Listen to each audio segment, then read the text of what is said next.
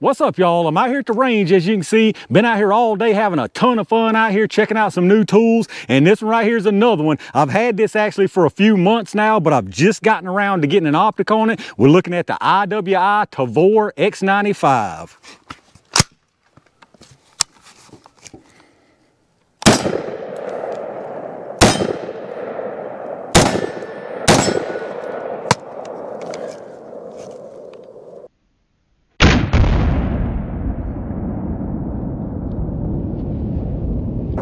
That's how we like to see it start out. Let's take a quick look at this thing. All right, y'all, let's take a look at this thing and then we'll send some more rounds downrange. So again, what you're looking at here is the IWI Tavor X95. Obviously Israeli made. It's an Israeli service weapon. Several different law enforcement agencies around the world use it. So definitely a service and duty proven platform here. Now this is nothing new. It's been out for quite a while.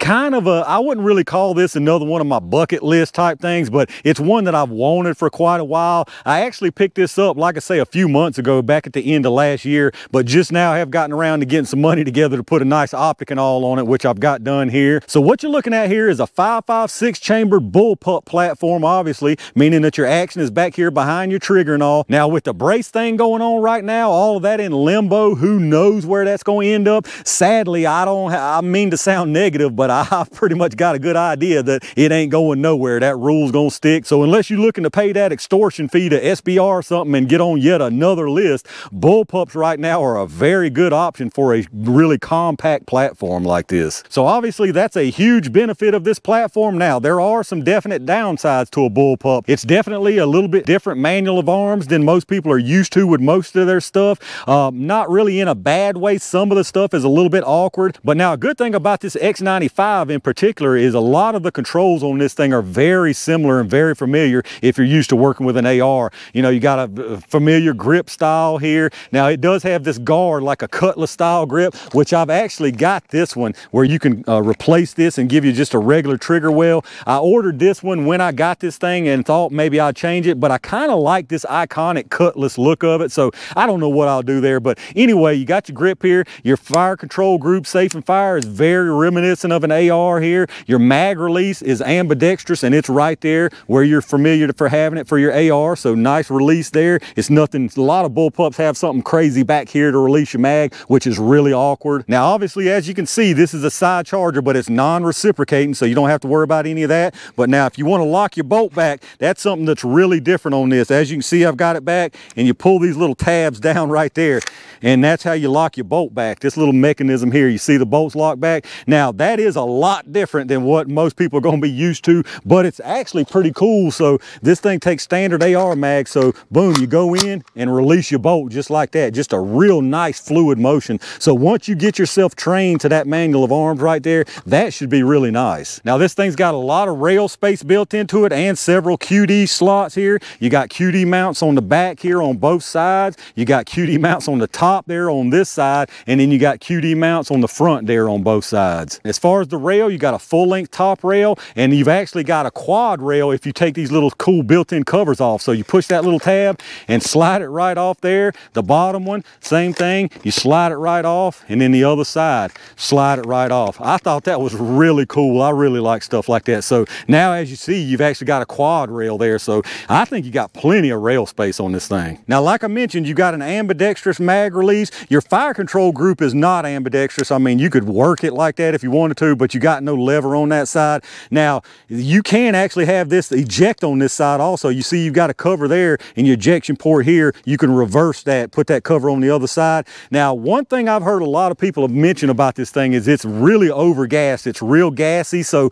running a suppressor is pretty much a no-go unless you just want massive amounts of gas and just a lot of pressure build up. So I've heard you can have some pressure leak around some of these areas and up in here. Now, obviously I hadn't seen that yet because I hadn't ran, but it's just that one few handful of rounds there. So I'll keep an eye on that anyway. I didn't feel any kind of unusual pressure signs or anything like that in my face or up around my head or anything. Now, I mentioned this is a 16-inch barrel. It's 1 in 7 twist, and it is cold hammer forged and chrome lined, so a nice barrel on it. Now, it also does have built-in iron sights also, and they've blended them in really well, I think. Your iron sight right here, you grab those tabs and boom, flip it right up. Fully adjustable there, just a post basically, and it's actually got a little tritium vial in it, so you've got a night front post there that you can fold right back down. And then on the back, if I pull my magnifier off, same deal back here. You flip it up, boom, you got a little peep there for your rear sight. Very rudimentary peep right there, but I think that's pretty cool that iron sights are built in for backup like that. Now, as far as the optic I put on it, I went with the Holosun 510C Elite. So this is their Elite version with the green dot and the titanium hood on it, and then I went with their 3X magnifier to match it. This is the Elite version also with the full titanium tube on it. And now the last thing I want to talk about here is the big bullpup elephant in the room of all bullpups basically, and that's the trigger. By nature, bullpup triggers are pretty terrible. Like, there's no getting around it. Bullpup triggers are not good because you're not just simply causing a break of a sear. You know, you're mashing a rod that's got to come back here and break a sear, so you're always going to have that really weird kind of torsion or tension, springiness. You're just always going to have that with bullpups. It's just every one I've felt has that weird kind of springy double action feel to it because it's got to manipulate that rod. Now, that being said, I'd be willing to bet that anybody who has tried this Tavor X95 trigger will tell you without a question, this is by far the best bullpup trigger there is. Not even a question, the best bullpup trigger. So if you hadn't felt a bullpup trigger before, it's hard to describe because you got a little take up and you're kind of at a wall, but not really. There's really no wall. There's really no wall that you can feel. It's all take up until it breaks. And then when you get a reset, it's kind of the same deal. You've got that kind of steady pressure both ways. And if I go again, you can see. Now, that being said, on my follow-ups, but after the first one, the rest of them are way, way nicer now. It's still nothing crisp like any kind of super nice AR or any kind of crisp competition break. It is that springiness. Now, that being said, again, this X95 also has one of the nicest trigger upgrades on the market available. Geisley makes a super, super nice trigger pack and a new trigger bow up here. Basically, from what I've seen and watched and heard, it pretty much turns this into feeling like about a 3-pound, really super crisp breaking AR trigger. But I think that about covers most of what I wanted to talk about with this thing. There's probably some stuff I meant to mention that I forgot, but like I said, this is nothing new. There's several videos that go over it. All I'm gonna do out here today is run some PMC X-Tac, maybe some of these green tips. I'm just gonna ring some steel, hit some boom booms and stuff. I'm not gonna get this thing super tight. As far as accuracy, from what I've heard and seen, you're looking at a battle type accuracy, you know, 2.5, 2 to 3 MOA, which is perfectly fine for me because my purpose of this is CQB 100 yards and in. That's why I've got this optic type of setup. So this for me is going to be, like I say, 100 yards and in.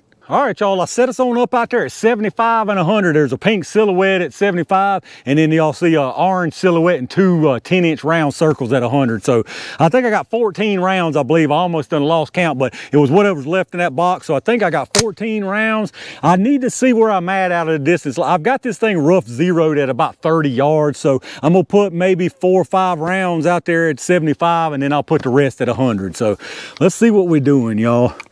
I think it's going to be pretty close right where it's at, but we'll find out.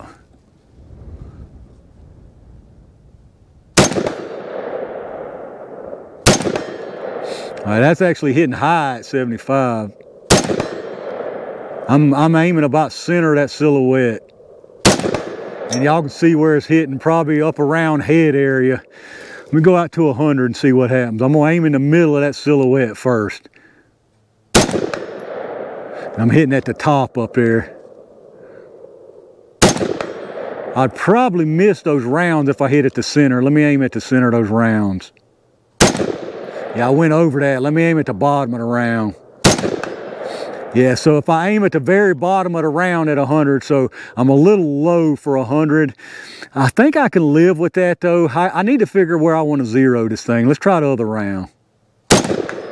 Yeah, no problem, no problem.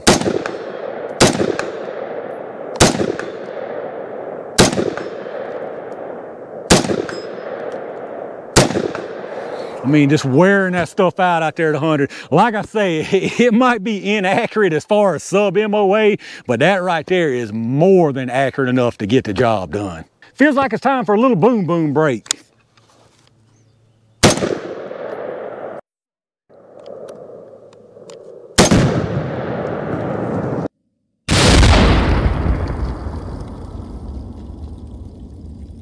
Hey, if at first you don't succeed, try again. All right, y'all, I got us another mag loaded up. This time we just gonna run them. We're gonna have us some fun.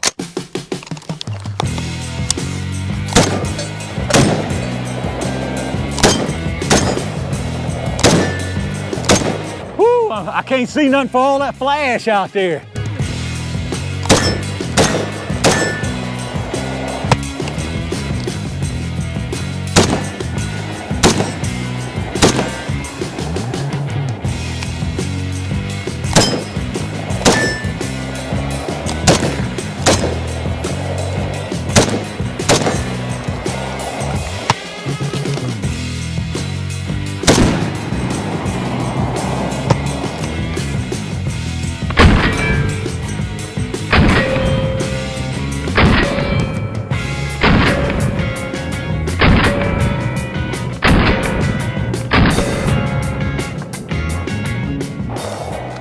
Good stuff, y'all.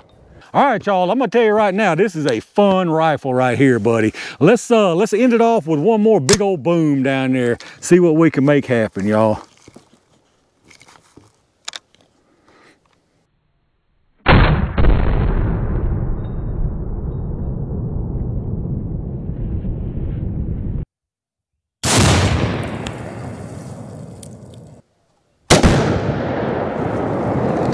That's the way to end it right there. All right, y'all, I think that's a good place to wrap it up for the IWI Tavor X95. I absolutely love this thing, y'all. As you saw out here, it ran absolutely perfect, no problems at all. As far as accuracy, out there at 100, what I was getting even at 75, that's plenty for me. Y'all know how I feel about ARs even, and this right here, it to me is even more of a close type of combat thing than an AR is. So that kind of accuracy at range with a red dot and a magnifier, I'm perfectly happy with that. This thing is really smooth. Being a bullpup, the balance on it is absolutely phenomenal. I mean, you can just hold it out here like this, absolutely zero fatigue. I mean, you could hold this thing out here all day long. It's that balanced. So that's a huge benefit of these bullpups. Like I talked about at the beginning, the very small package and you're still getting 16-inch barrel ballistics from them. Like I said, with the brace thing going on right now, depending on how that ends, who knows how that's going to end. I mean, bullpups might be back again, y'all. But let me know what y'all think about this thing. Any of y'all out there that have this, what do you think about it? How do you like it? If you don't have this, but you have some other type of bullpup, what do you think about it? Those of y'all who don't have bullpups, you just not like them, let me know down in the comments what your thoughts in general on bullpups are. If you did enjoy the video, make sure you hit that thumbs up button, subscribe to the channel, and make sure you got them notifications turned on so you don't miss anything that I upload. Take a second, check out my affiliate links in the video description. Anything y'all buy after going through those links first, I get a kickback from them towards the channel, so I really do appreciate that. I've had a ton of fun out here testing out some new tools. I've got one more that I'm gonna try to squeeze in before I lose all my daylight. Really good stuff coming y'all's way, so be on the lookout for it. And in the meantime, stay safe, stay prepared, and I'll see y'all soon.